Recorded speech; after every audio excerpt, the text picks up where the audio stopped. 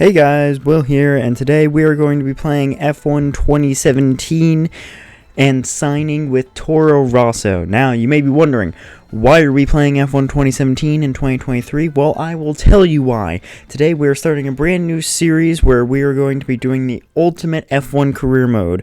We're going to be starting in F1 2017 and working our way up all the way until the newest game, and it will continue from there.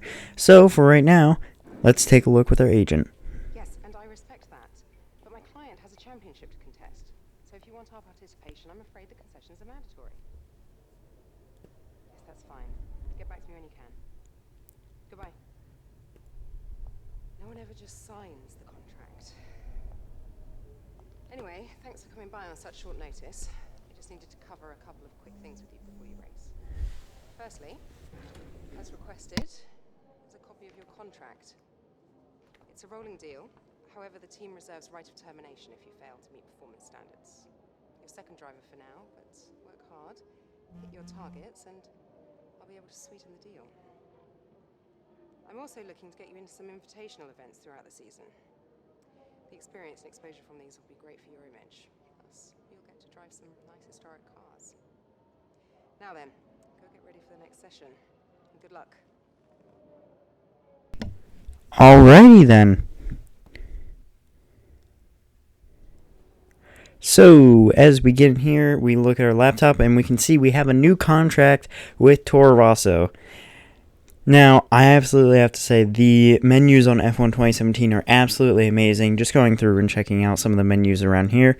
And let's go on to Free Practice 1.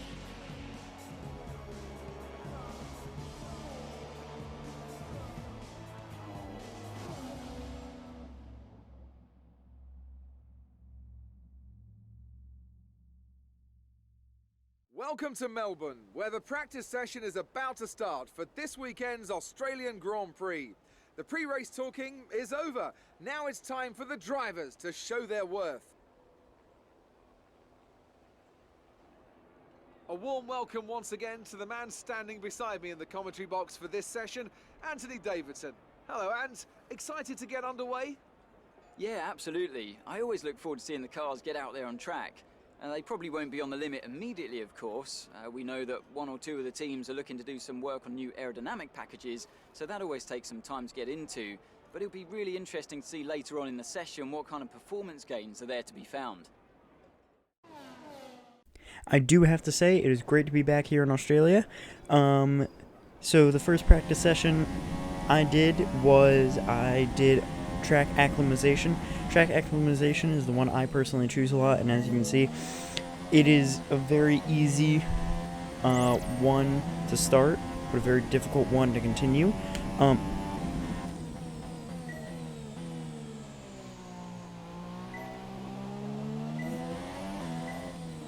As you can see, still getting used to this car.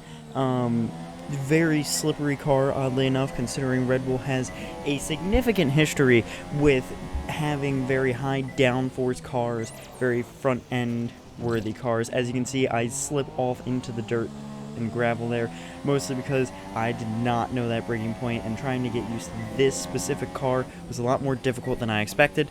So as we continue on to the main straight, this is a very nice game. I love the look of this game. On the main straight here, we can see we do pretty decently get into this little back section here. If you do not hit that right, you will get a penalty for corner cutting.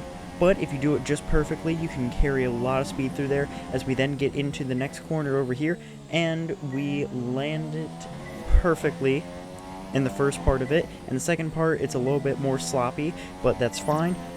We get into it a little bit better.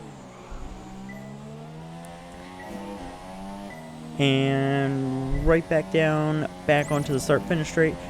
Perfect DRS zone, and does it perfectly.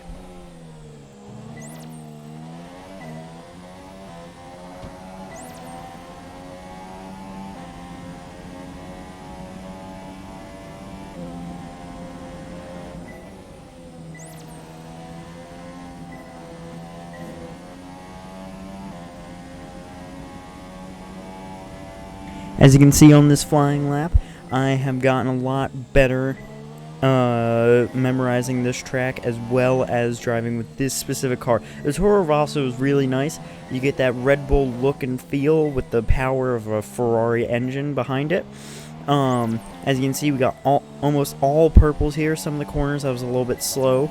I missed that DRS zone only because the button did not register correctly. And as you can see, also in this game, we have Jeff as well, who is not in F1 2022, which is a sore sight to miss. As you can see, I come into this corner a little bit too hot, and I end up going into the grass. This was on our final track acclimatization run. Completely botched that last corner, and as you can see, we will not get the purple, and as the test program over. Next up was qualifying pace. Now this one I wasn't exactly sure how it was going to go. However, in this one it did seem to turn out well. In the first lap we completely botched it. In the second lap, however, we did do slightly better. And on this third flying lap here, you can see I'm pushing as hard as I possibly can, trying to get it to that purple sector.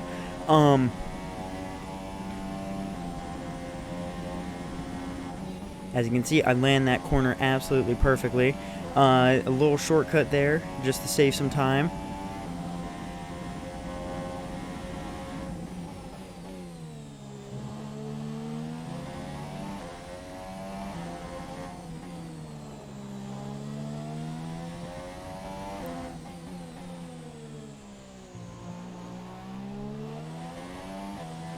And right back down the start-finish straight, and as you can see, we are gaining a lot of time, and that puts us at 13th place. Our best lap so far is a 1:29.0. So, after the end of free practice 1, we decided to head right back to the trailer, and this was one of the things I love about F1 2017, is these immersive backgrounds and everything like that. Ah, you got my message. Perfect. Welcome to home away from home. We get more real-time data from the factory now than ever before, and it all comes through. So I have to spend more time checking over the reports and less time hunting you down in the hospitality suite. To that end... Sorry, just a sec. Yeah, Chris here, is this important? I'm in the middle of something. Okay. Right. Well, that makes no sense. Have Sarah reset the simulation and run it again. Okay. Sorry about that. As I was saying, we've set up a desk for you at the front here. You can get onto the network from your laptop, so make sure to check the R&D screen regularly. And let us know how you want to use the data that we've collected over the weekend and through the practice programs. Also, bear in mind that the news from the factory won't always be good. Sometimes tests fail, like you've seen just now. And when that happens, we have to divert additional resources to fix it. C'est la vie, I'm afraid. Alright, thank you for that introduction to resource point generation and using resource points. Now in this, we did get a lot of resource points from this practice session. However, as you can see, I did not use any of them immediately by accident. I accidentally hit the wrong button and opened this up and immediately went on to the next session, which I did skip practice 2 and practice 3. We open up the laptop, and as you can see, we go into the R&D tree. Now, I wasn't exactly sure what to choose on this one. However, I did think about it really hard, and I decided to go with chassis and power. Now, the reason I went with chassis instead of aerodynamics was because the car didn't really feel super light. It felt very heavy to try and drive, and the power could always be upgraded. We did not have enough resource points left over to upgrade durability or aerodynamics, as you can see me looking in here. So now, just looking around, looking at the screens. And now, let's move on to qualifying.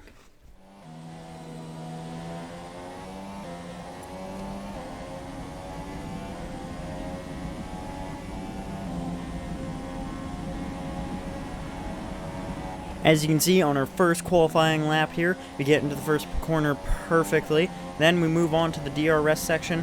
Now, this section is really crucial, especially to hit that DRS in qualifying. Then stop at about the 50-meter braking mark, slow down to about third, shift up to about fourth gear again, hit that curb. You don't always want to do that. Absolutely floor it through here, don't lift.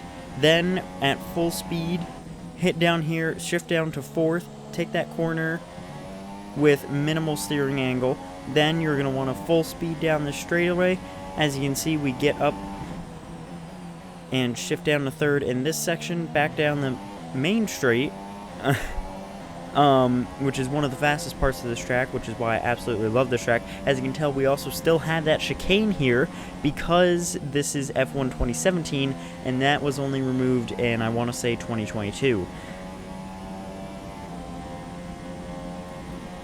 Getting down the little back section here. Now this one is difficult to land perfectly. There are a couple times where I have spun around this section particularly. Shift down into this little chicane here. Then you want to make sure you accelerate softly, go back down around this way, and then accelerate back onto the start-finish straight. And so far that puts us fairly high up. However, that is not an exact representation. I stopped about there, and then, as you can see, in qualifying 1, we ended up finishing 13th. Moving on to qualifying 2, this was another flying lap I did. Qualifying 2 was luckily another dry qualifying. Qualifying 1, the only reason why I qualified P13 was because I decided to skip time. As I did that allowed me to have a lot more track grip due to the rubber on track as well. So going down into this chicane over here, making a left right there, back onto the start-finish straight. And with this lap, that puts us into P7.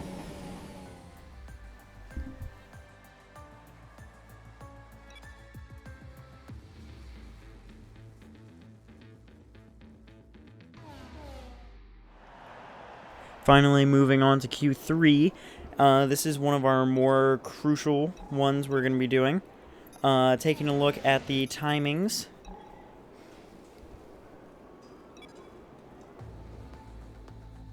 As you can see, I'm fast forwarding time here, so that way we have less time to do a qualifying lap. However, again, that gives us more track grip and rubber. On track, we should consider getting out there. Thank you, Jeff.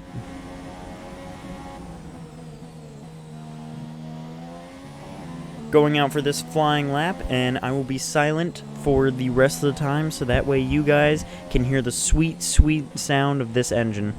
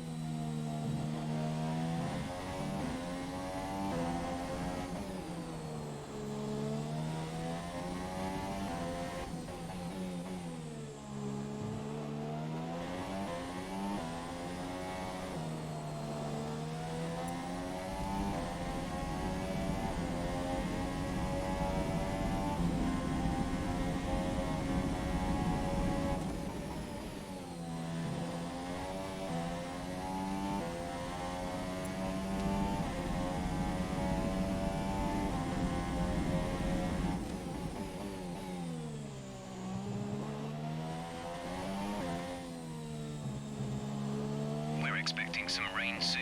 Expect the first drops in the next few minutes.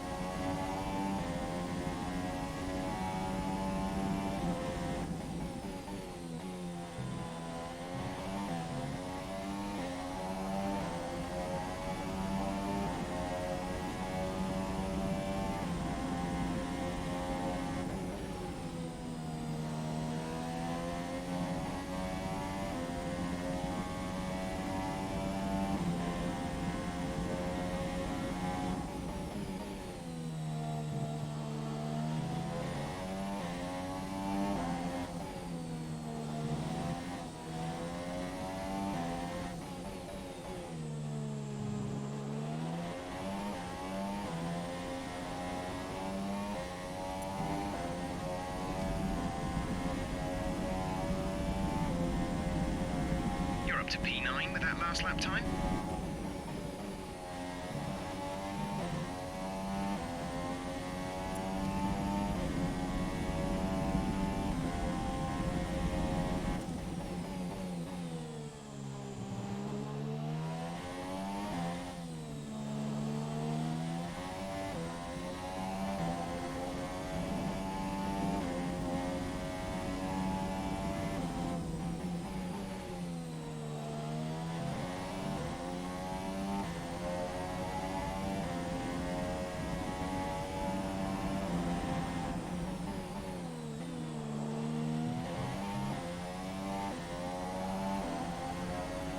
As you can see on our last qualifying lap here, it seems the best we could do was about P9 so far. Let's see if we can improve that. Back down this main straight area.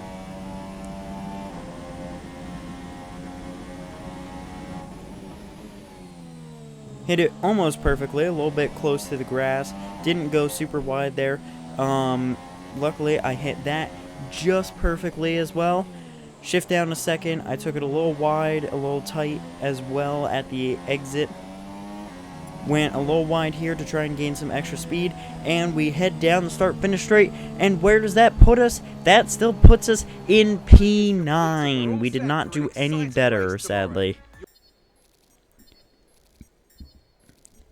Luckily, we gained some more resource points from all this, which will be very useful and handy so far. And in our rivalry between our teammate, we are winning by 2 points. Our team is very much liking that, which means we have a very good team score and have a chance of staying with them. Hi, it's Emma here. Just wanted to let you know what the team are hoping for in the race. As you can see, that is our race goals, and I think we can quite well achieve that in this car, as it is a very, very fast car. So, let's move on to the race. To go then, and this is what the starting grid looks like for today's race. Sebastian Vettel has a clear track ahead of him today. He starts in pole position, and it's Valtteri Bottas that completes the front row. Looking down the rest of the grid, we have Hamilton, Raikkonen, Daniel Ricciardo, and Verstappen, Ocon, Perez, a Torro-Rosso, and Felipe Massa, Palmer, Grosjean, Daniel Kvyat, and Alonso, Magnussen, Hulkenberg, Stoffel Van Dorn, and Lance Stroll, Ericsson, and Pascal Wehrlein completes the grid. Now it's almost time to lights out, so let's go down to the track. As you can see, our teammate was quite close behind us. Have some space going into the first corner, so try to keep it tidy. Now, I was really good with tire wear, so I decided to go with one stop. However, I did not mess with the fuel at all, which will hurt us later on in the race. I did allow formation laps on this, so at the start of this formation lap, We're not seeing any technical issues coming off the practice start. Watch the RPM on the full start. We don't want to bog down. as you can see, Esteban Ocon in front of us. This man was an absolute menace the entirety of the race, even in the formation lap. I've never done a formation lap before, so that might be one of the reasons why I seemed a little bit too fast on this formation lap, or too slow. As you can see, we almost already hit him there. Continuing on into the formation lap, you can see we get really close up onto his tail end.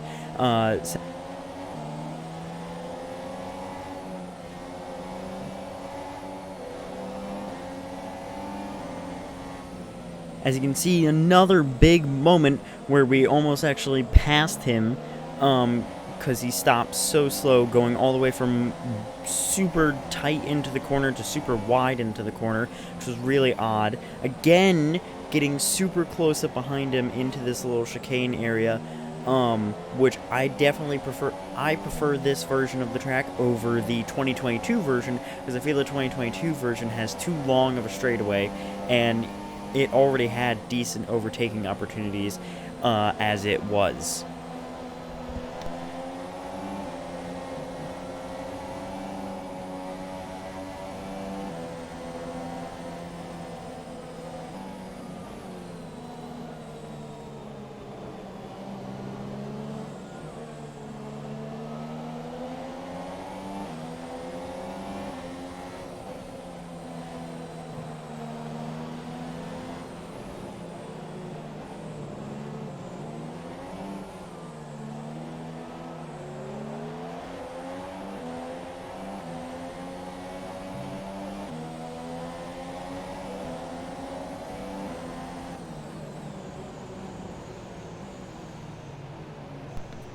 We form up into our grid position in P9 as we wait for the rest of the grid to get ready.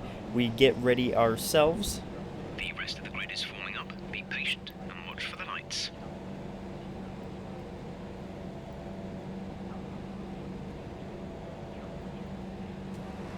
And here we have 5 red lights, and away we go into the 2017 Australian Grand Prix in this Torro-Rosso. We get off onto a fairly decent start as we continue up. Massa next to us. We get into the corner past Massa. No, actually Massa ends up overtaking us again. We stay somewhat close behind Massa and the others up front. Getting into the next corner, we try and pass Massa again. However, we cannot make it stick. Akon still in front of Massa. Close behind us, we have Grosjean right behind us as well. Hopefully he doesn't become a problem well into the race. Massa again causing us to lock up here because he could not keep the grip into the corner and slows down way too much compared to what he actually should be slowing down for. In this corner, he almost brake checks us again, and he does. Now, as you can see, I did flashback in this point, and I kept it in just to show that I am not perfect like every other F1 YouTuber is. We hit this corner again, and we do actually better this time, knowing that Massa is going to brake as hard as possible into that corner. The 2017 AI can be absolutely unpredictable half the time. Going into this corner, we went a little bit wide, turned a little bit too quick, however, which does cause us to lose a lot of speed, which means we lose Massa a little bit in the process. However, we are still trying to keep fairly good pace with them. Standard fuel mixture, which in this game you can actually change the fuel mixture to lean and rich. However, I have it running in standard for a majority of the race. Going through this corner again, and then catching up to Massa a tiny bit. DRS not enabled. As you can see, we got a fastest lap. Grosjean still behind us.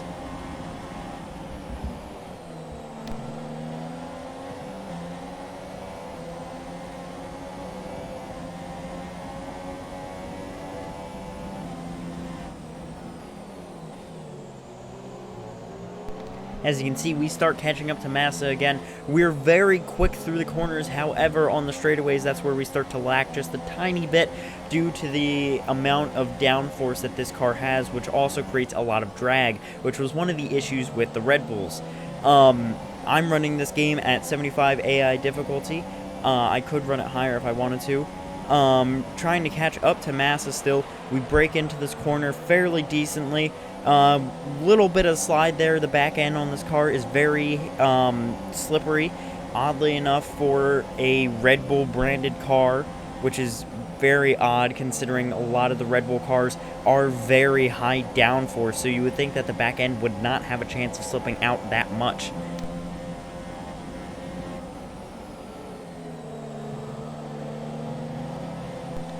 As you can see, we have a little bit of a slip moment again as I went a little bit too far onto the green and the curb as well. Going around this corner, as you can see, they're forming somewhat of a train. DRS should be enabled either this or the next lap. Another fastest lap by the leader, which is insane. Catching up now to the cars still. They're somewhat far ahead.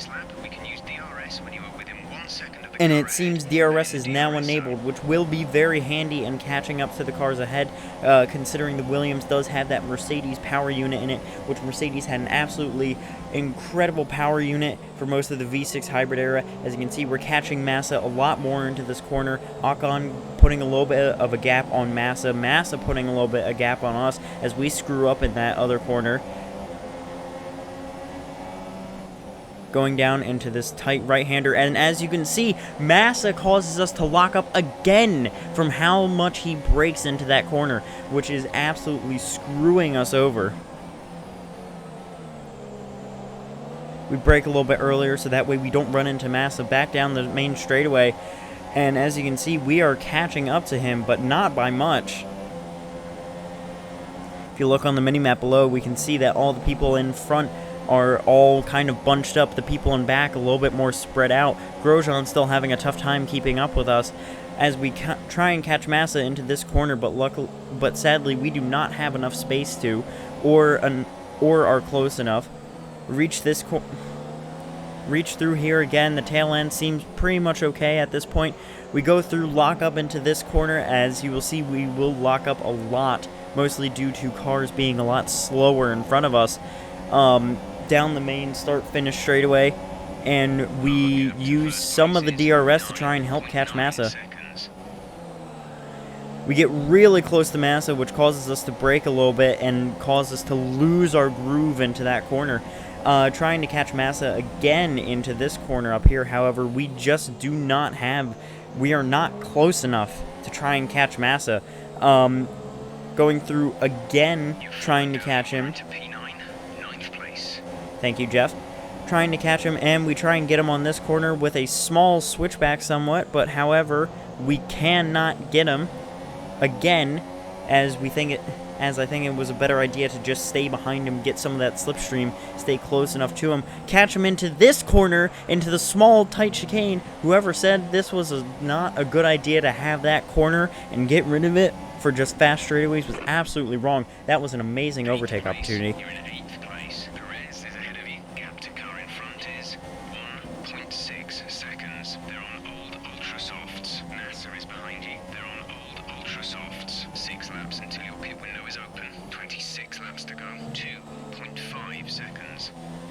As you can see, I went a little bit wide in there, which caused me to slip a little bit.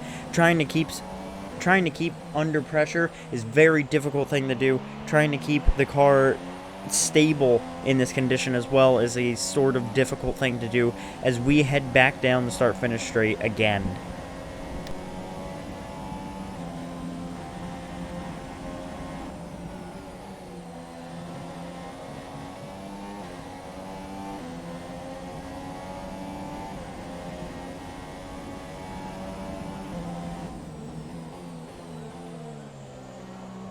We start putting a gap on Massa, which is good, because that means we're also catching up to Ocon somewhat ahead. As you can see, we're not too far behind them. However, it is going to take a little bit of laps to catch up to the rest of them. But I should have them on pit strategy, since we are only running a one-stop for this race, going from the softs onto the super softs. Or going from the ultra softs to the super softs.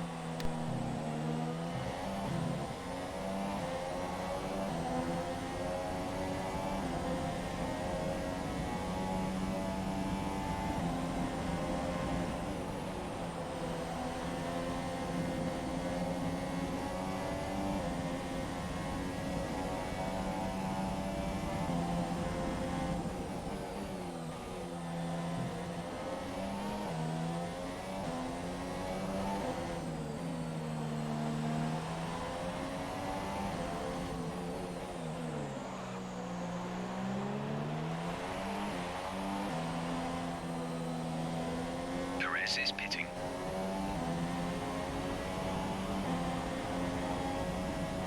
Okay, gap ahead is 4.3 seconds. Fast forwarding now onto lap 8 of this race, and you can see I have the MFD menu open as we have to switch into lean as we are way behind on fuel. We will not have enough fuel to finish this race if we do not keep it in lean. 10.3 seconds. Now, as you can see, we did pass a lot of people as that back end gets very, very slippery. Grosjean in our mirrors, as you can see him behind. We did pass a lot of people, mostly due to them having to pit a lot earlier since they are on the 2-stop strategy. Now, running in lean was a lot more difficult. And as you can see, there is a virtual safety car as somebody is out of the session. And this is one of many virtual safety cars that are going to be throughout this race. We have to slow down our pace a lot, which allows Grosjean to catch up. And Hamilton, who looks like he's behind, or maybe that's Bottas, behind us trying to keep up.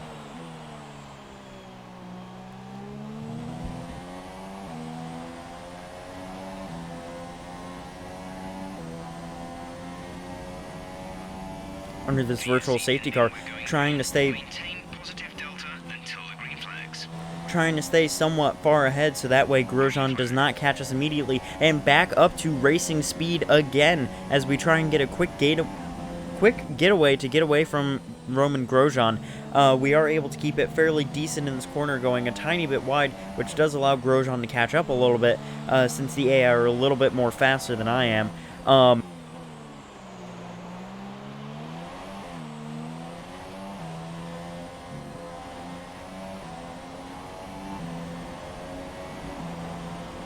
Looks like Ricardo has just entered the pits. Okay, the pit window has opened. Pit window now open for you.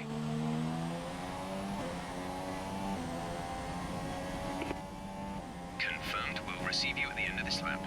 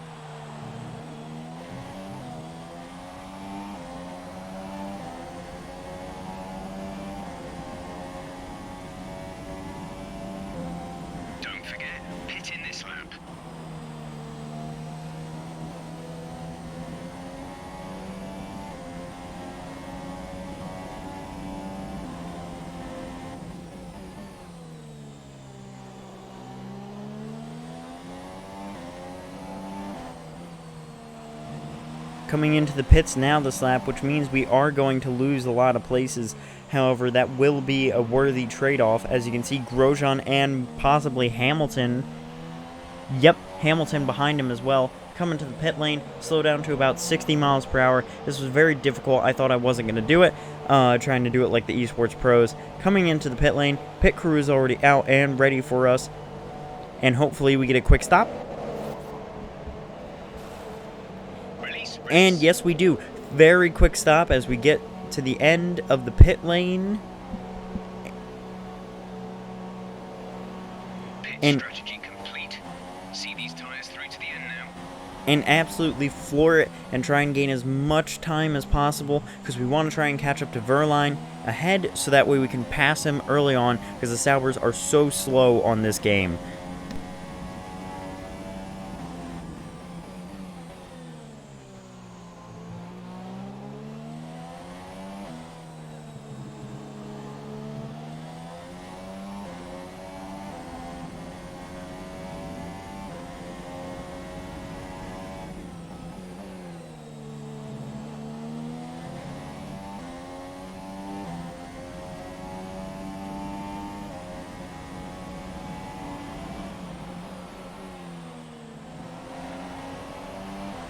Fast forwarding a bit through the lap so that way we can see where I start catching up to Verline again. He is not going to pit this lap, however we are gaining a lot of speed on him and a lot of time, so hopefully that will allow us to overtake him into the next couple corners. And as you can see, going for almost a massive dive bomb on him. However, we could not make it stick either, so we had to back out of it. Going to the next corner, we should be able to get him. And yes, we do. Very close side-by-side racing. I shove him a little bit out to the side, and I am able to make it stick and get around the corner to pass Verline in this Torro-Rosso. Both blue and blue versus each other. Although making it past Verline is only part of the story, as Felipe Massa is still far ahead in front of us.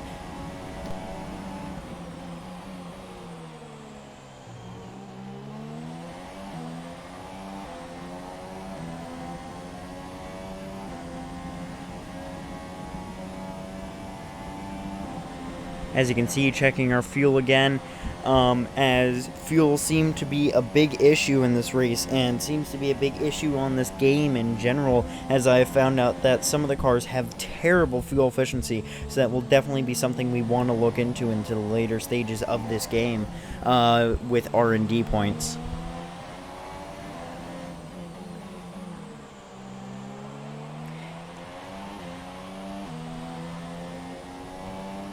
Stroll has just come in for a stop. As you can see, Lance Stroll comes in for a pit stop, as well as a lot of other drivers had come in for pit stops, as we were able to pass them, and we're back up to 13th position. Massa in front of us again in 12th position. However, he may or may not be pitting in the next couple laps, considering everyone else has also been pitting.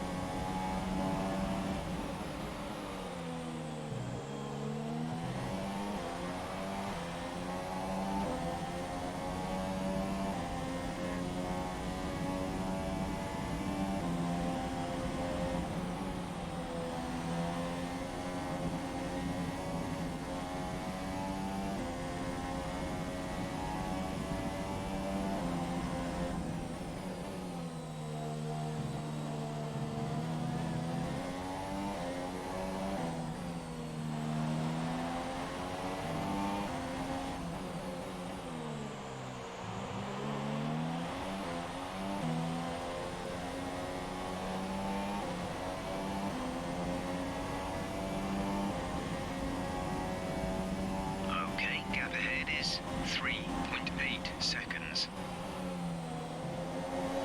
Fast forwarding to lap 16, as you can see, we have caught the train of cars, which looks to be Felipe Massa and possibly what looks like a Renault up ahead as well, holding up the rest of the pack.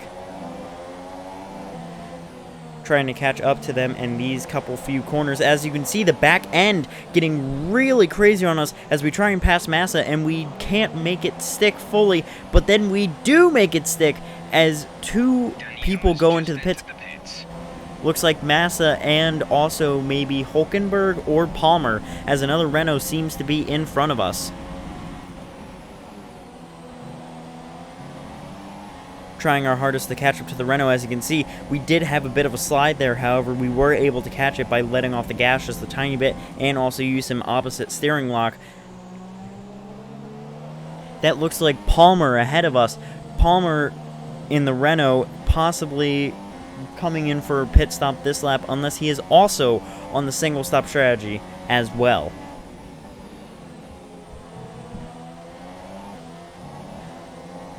Seem to be gaining some speed on him. However, we are not the fastest. We are faster than him. However, we were held up a little bit by Massa and Hulkenberg, it seemed. Checking our fuel and everything else. As you can see, the fuel was in the green, so we can keep it in standard mode. As we try and catch up to Palmer, we gain a lot of speed on him through that corner, as he seemed to have slowed down a lot more. Maybe we can catch him into the next corner, and we do not, as we are trying to keep just slow behind him so that way we do not crash into him like the many times that has happened with Massa and how many times he's locked up and caused us to lock up. We try to overtake him in the same corner that we overtake Massa, however we could not, and Palmer comes in for a pit stop this lap, which allows us to get the clean air and get ahead of everyone else.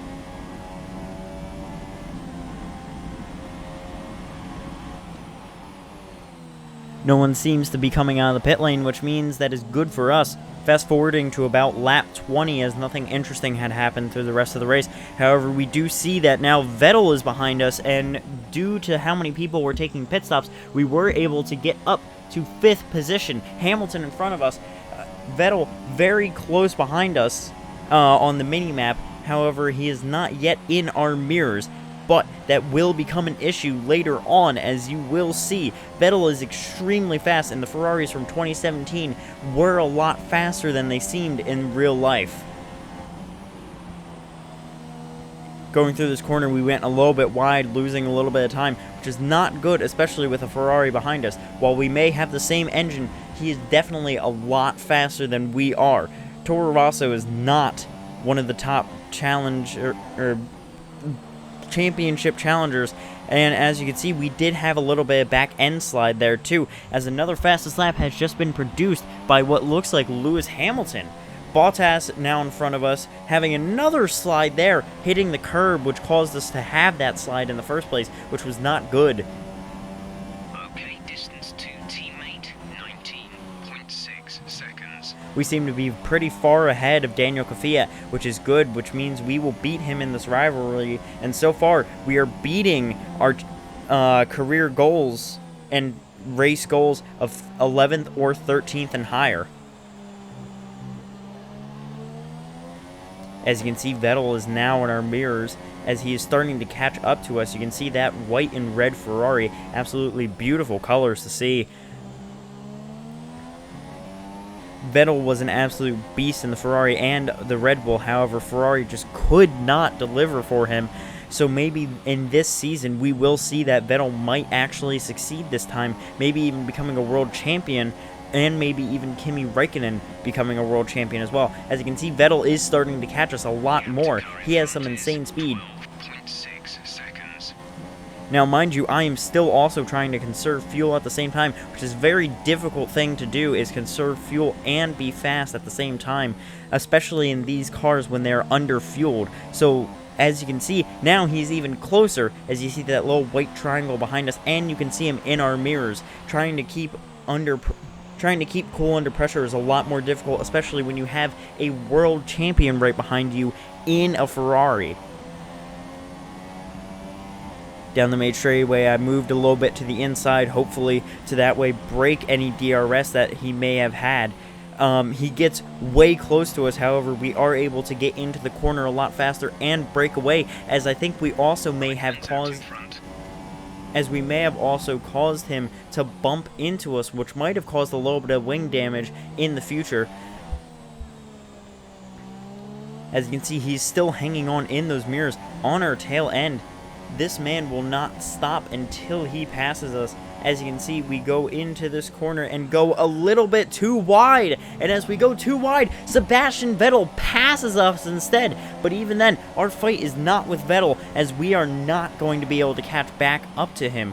We have it in rich fuel mode. However, that is not going to be good, because that will mean that we will have a lot less fuel later on into the race, which is not good, because we need enough fuel to finish the race in the first place. Trying to desperately catch up to Vettel again, however, he is just way too damn fast, especially in the Ferrari, which is leagues better than this Torro-Rosso that we are currently in.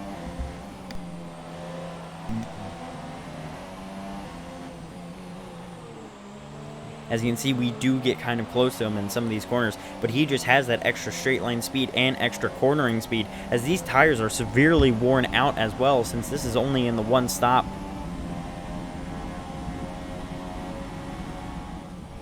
Fast forwarding a bit again, you can see on lap 26 that fuel issue was definitely becoming a big issue. Now you can see Max Verstappen in our sights behind us. Max Verstappen was also an absolute beast and is now a world champion in 2022. However, will he be any better in 2017 with that Red Bull, as Ricciardo was also racing with Red Bull in 2017, trying to put in some more fuel-saving measures as well, shifting between lean and standard, trying to desperately keep trying to keep Max Verstappen behind us as well, while also trying to conserve fuel, as we have severely depleted our fuel supplies due to us running enriched, trying to catch Sebastian Vettel, the absolute legend that he is.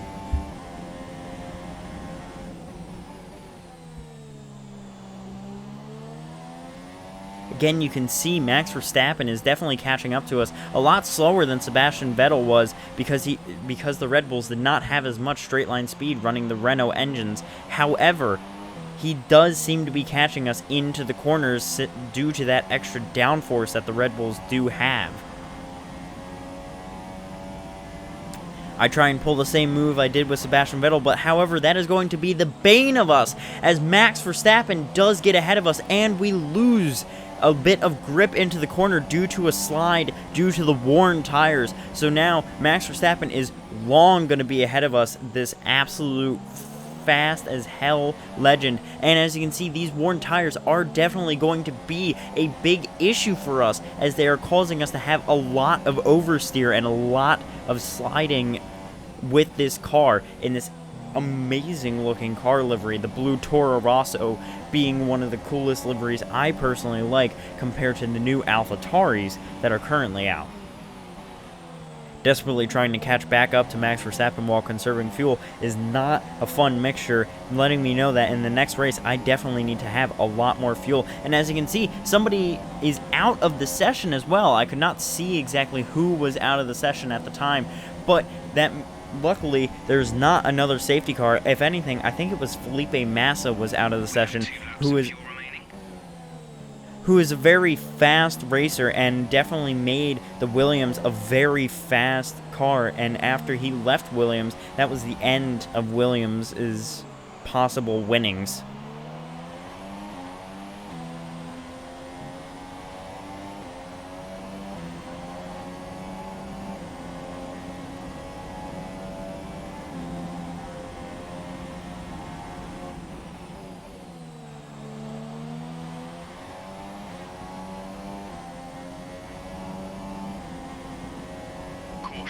Caution.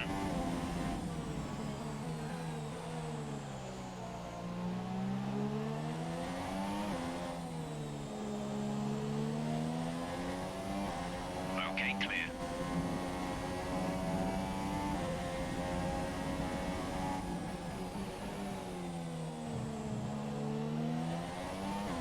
Our gap behind is 5.7 seconds.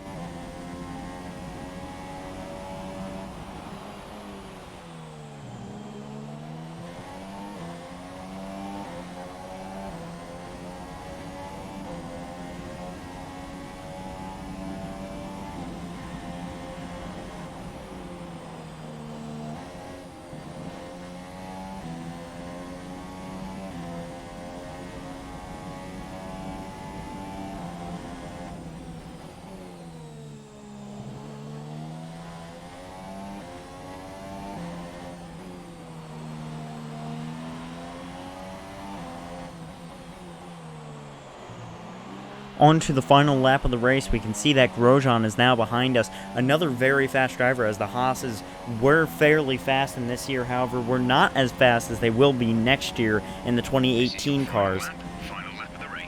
Final lap of the race, we're going to try and do our best here. As you can see, we've been losing a lot of time. However, that may be due to how often this car slides with the worn tires, as tire wear doesn't seem to be a big issue, especially with me behind the wheel. However, fuel management is also doing fairly well. However, a one-stop can only do as well as possible. As you can see, it does cause us to go a little bit more wide compared to when we were on fresher tires before. Gap to car in front is 6.3 seconds. As you can see, Max Verstappen is now long gone, considering he's 6 seconds ahead of us now in this Torro-Rosso. And it looks like Kimi Räikkönen has won the first race of the 2017 season in the Ferrari. Could we see Kimi Räikkönen become world champion? Who knows? Could we see the Mercedes victories come back? Who knows? All I know now is I'm just trying to finish this race on the final lap of the race, hoping not to DNF, which luckily we do not do, into the last couple of corners. Luckily, we are still fairly decent, keeping that car under control, which is very good for us, as we do not want to be in a very difficult position in the last race having a DNF, but luckily that is not where we are at. On to the start-finish straight, and as you can see, we finish in 7th place, 2 places above where we qualified. Thank you for all your hard work out there. That was a strong drive and a good finish. Well done. Thank you, Jeff, and thank you to the rest of the team for this race. Great effort there from Ferrari to take the victory today. Tell me, Ant, what was the key to this success? The difference was clearly in the strategy. You could tell they'd done a lot of work on the pit wall to really optimise each stint and get the most out of the tyres. And it highlights just how much of a team sport this really is. But credit to the driver as well, though. There's no good having a well-oiled machine behind the scenes without a talented hound on the wheel, of course. So, here they come now, out onto the podium. Wherever you go, anywhere in the world, the prancing horse flags are dominant in the grandstands, and they're out in force again today. It's Ferrari on the top step once more.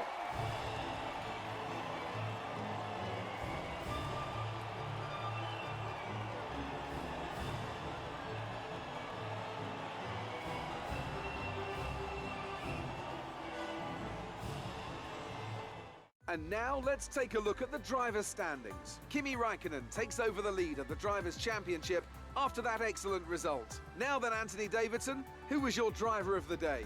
Let's give it to Kevin Magnussen. That was a commanding performance today. Very impressive indeed. On to the constructors then. Ferrari moved to the top of the table. After all this drama, you'd be mad not to join us for the next race. We hope to see you then. Take care. As you can see, we moved Torro-Rosso up into 4th place on the Constructors' Championship and finishing currently 7th place in the Constructors' Championship. Thank you all for watching this video, and I will see you in the next one.